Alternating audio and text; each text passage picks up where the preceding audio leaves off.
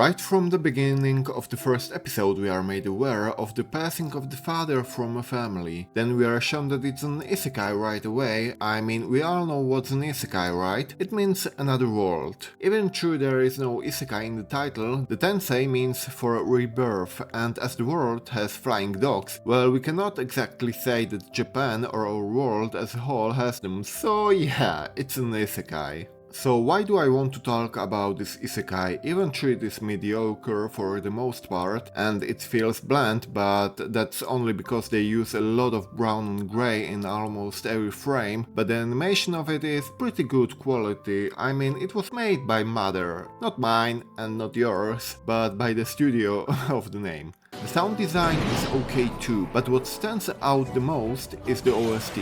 But it's a shame that I could not find the name of it. The opening sequence has a nice beginning too, it has a nice ring to it. I'm not saying that the song as a whole is amazing, but the beginning is just memorable and nice. Overall it is good. As for the ending sequence, it's just so cute, sung by his betrothed with just singing about him, what she loves about him, and that she's happy that she met him and that she will always support him. Next up is the story. It is a kingdom building one, reminiscent a little bit of the realist hero Rebuild the Kingdom. I'm not comparing it to Tensei Slime because the main character is actually not overpowered. The only thing that he has for himself is his ability to see the potential of the characters, and he cannot even see his own potential. So if he wants to survive in this world and lead the house of the Luvant to the greatness, he has to find the people who will be the backbone of the Luvant house. Well, Ars Luvant, the main character, can be a bit naive, but that's one of his strengths too. As an empathetic and compassionate little guy, trying his hardest to win the people over with his kindness, slowly gathering some pillars which can help the house of Luvant stand out and be strong. As Gigak said it in the recap of the season, you can easily go read the manga and go with your own tempo because it's one way to enjoy the story.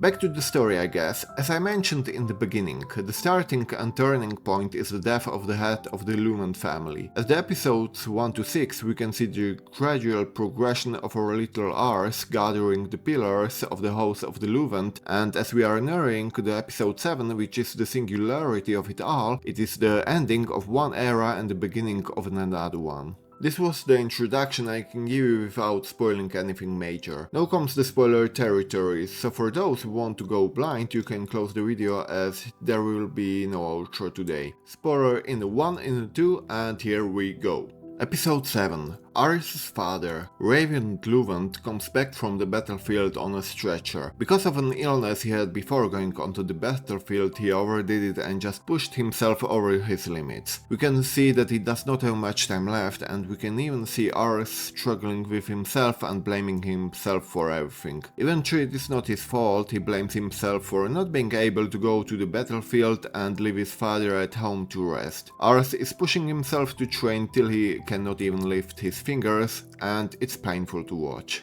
His retainers don't even know what to do, heck, even his fiancée is at the loss of words. Only when Raven, the lord of the house of Luvant, calls for the 3 retainers that Ars handpicked and helped each of them to get out of their respective situations, are we met with a tear-jerking scene of the 3 of them promising Raven, the father of Ars, that they will protect Ars even when they have to die in the process. But for Raven, that's not what he wants. He as a father wants them to stay alive and be the pillars for Ars when he is not there anymore. Then Raven calls for the fiancée and lastly for Ars. I do not want to say more than that. This whole episode was for me a train wreck of emotions. I cried the whole way throughout, even though I don't even care for this show. But somehow it touched the strings in my heart, with his heartfelt wish that he wants his children to be able to live well, and his regret of not being able to be with them any longer. After that he passes away and the floodgates get broken. Who cut the onions? This whole episode was just sad. But that is what makes this isekai so good. I would even say that I don't even care if we watch it after episode 7, because it's already good enough.